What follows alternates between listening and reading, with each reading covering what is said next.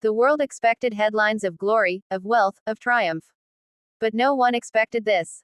Because when the Dodgers surged into the World Series, fans in both Japan and America waited eagerly to see how the biggest star in baseball, Shohei Ohtani, would be rewarded. A superstar who transcends borders. A player who carries the weight of two nations. A man who redefines what it means to be an athlete. And yet, when the numbers finally came out, the truth stunned everyone. It wasn't a scandal. It wasn't a mistake. It was simply reality. A reality so strange, so ironic, that it left even loyal fans whispering the same words. Is that really all he gets? Because the World Series payout, the official players' share distributed to every member of the team, was far, far smaller than anyone expected for an icon of Ohtani's magnitude. In Japan, where athletes, entertainers, even comedians often get significant bonuses for crossing major milestones, this sounded almost unbelievable. A World Series appearance. The grandest stage in baseball. Surely that must come with a king's reward. But that's where the shock begins. Shohei Ohtani, the man earning the biggest contract in sports history, the global centerpiece of the Dodgers, the face of baseball itself, would receive a player share so small, so humble, that it barely made sense to even say out loud. Fans felt their excitement freeze. Reporters blinked twice. And even analysts admitted, if you say the number, it actually gets a little sad. Because here is the twist nobody expected. Ohtani's massive contract doesn't influence the postseason share at all. Everyone, from rookies to legends, gets roughly the same cut. And that cut, for a World Series run, is not millions. Not hundreds of thousands. But a fraction of what most people assume. For a man whose presence sells out stadiums, shifts TV ratings, and changes the economic orbit of an entire franchise, the payout felt almost symbolic. Like a trophy made of paper. A prize meant more for tradition than wealth. But that's where the story deepens. Japan erupted in disbelief, not because Ohtani needs the money, he doesn't, but because the cultural expectation was entirely different. In Japan, success is celebrated with ceremonial grandness, bonuses, awards, gifts, endorsements.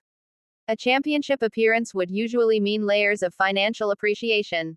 In America, the postseason share is fixed.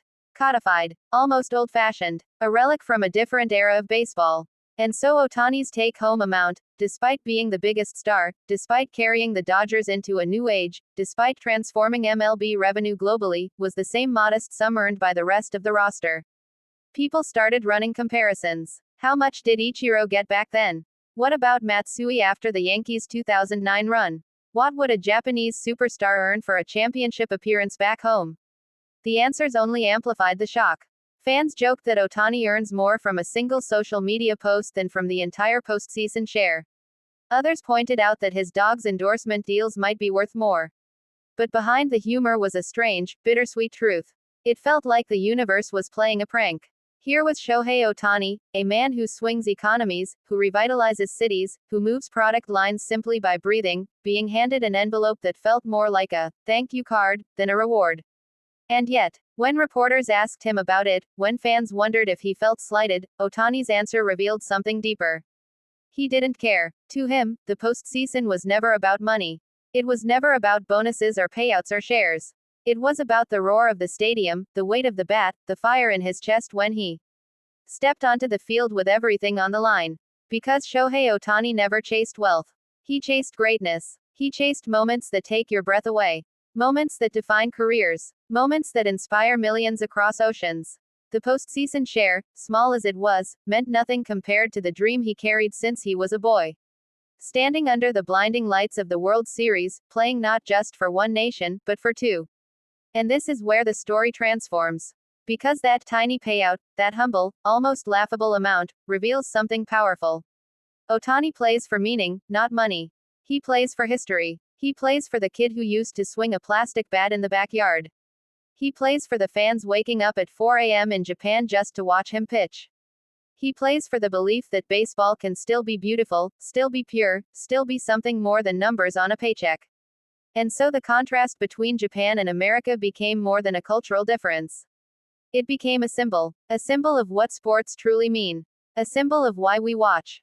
A symbol of why Ohtani is unlike any star we've ever seen. Because even when the world gasped at the payout, even when headlines filled with surprise and disappointment, Ohtani simply smiled, the same calm, humble smile he always has.